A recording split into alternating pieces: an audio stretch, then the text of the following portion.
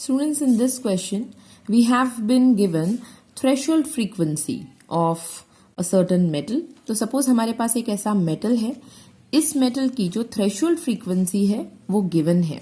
Threshold frequency क्या होता है? It was the minimum amount of frequency required for photo emission.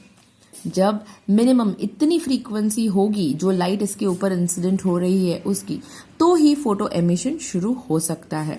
हम जानते हैं कि लाइट की इंटेंसिटी चाहे कैसी भी हो, उससे फोटो एमिशन को फर्क नहीं पड़ता है, पर फ्रीक्वेंसी से फर्क पड़ता है. किसी भी फ्रीक्वेंसी के लिए फोटो एमिशन शुरू नहीं होता है. The minimum frequency should be equal to threshold frequency of that metal. Only then photo emission will take place. So ये threshold frequency इस metal की उन्होंने हमको दे दी है. अब बोला है कि we have a light of frequency 8.2 into 10 raised to minus 14 hertz which is being incident on this metal. And now we have to calculate cutoff voltage for the photoelectric emission.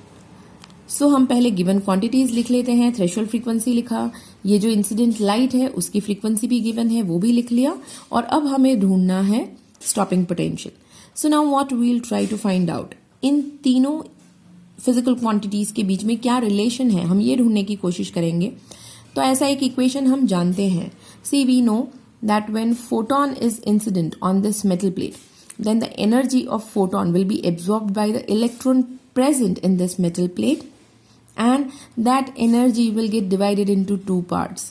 इस photon की energy जो इस metal के अंदर electron को मिलेगी, electron क्या करेगा, उस एनर्जी में से वर्क फंक्शन जितनी एनर्जी यूज करके इस मेटल प्लेट में से बाहर आएगा, और फिर बची हुई एनर्जी के साथ वो आगे चलेगा. So the remaining energy will get converted into kinetic energy. So I'll write the equation for that. So see, this is energy of photon, and this energy of photon gets divided into work function plus kinetic energy of photoelectron. तो ये photon की energy और ये किस में convert हो गई है अब, photoelectron के work function और kinetic energy में.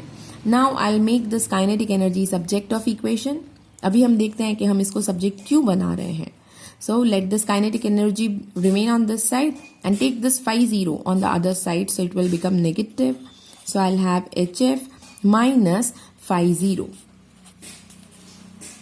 Now just see, we have seen that kinetic energy is the measure of stopping potential. या तो आप उल्टा भी बोल सकते हो कि stopping potential is the measure of the maximum kinetic energy which a photoelectron can have. हमने previous examples में देखा है कि जब भी इस metal sheet के ऊपर यहां से ये फोटोन आता है और इस metal sheet में से जब इलेक्ट्रॉन बाहर निकलता है, सामने एक कलेक्टर प्लेट होगी. वो कलेक्टर प्लेट को जब हम नेगेटिव पोटेंशियल देते हैं तो इस इलेक्ट्रॉन को आगे जाने में थोड़ा सा प्रॉब्लम होता है.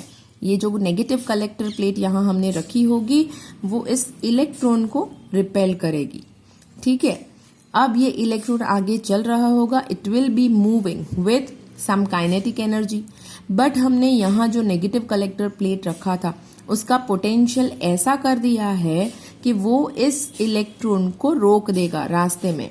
सो इलेक्ट्रॉन की काइनेटिक एनर्जी जो है वो किस में कन्वर्ट हो जाएगी, इलेक्ट्रॉन की पोटेंशियल एनर्जी में.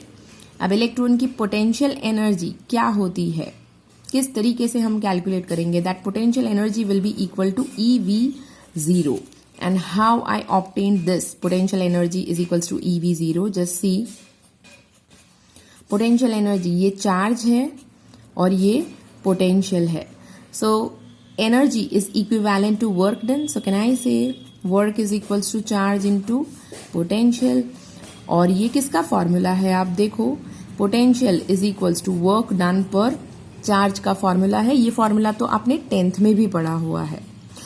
So from this I can say that kinetic energy is equals to EV0. So instead of this kinetic energy, now I will substitute EV0 is equals to HF and work function. ये क्या होता है, ये भी हमने theory में देखा हुआ है, it is HF0.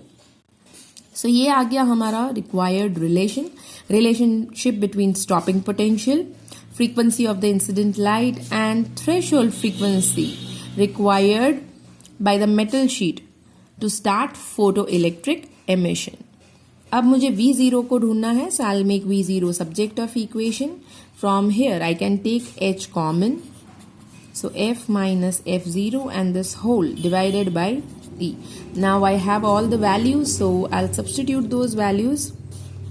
So H is 6.63 into 10 raised to minus 34. Frequency of the light is given. It is 8.2 into 10 raised to 14. Minus threshold frequency of the metal sheet is also given. It is 3.3 into 10 raised to 14 hertz. Electronic charge की value हम जानते हैं. And now if I solve this, then answer I'll obtain is 2.03 volt. So the stopping potential is 2.03 volt.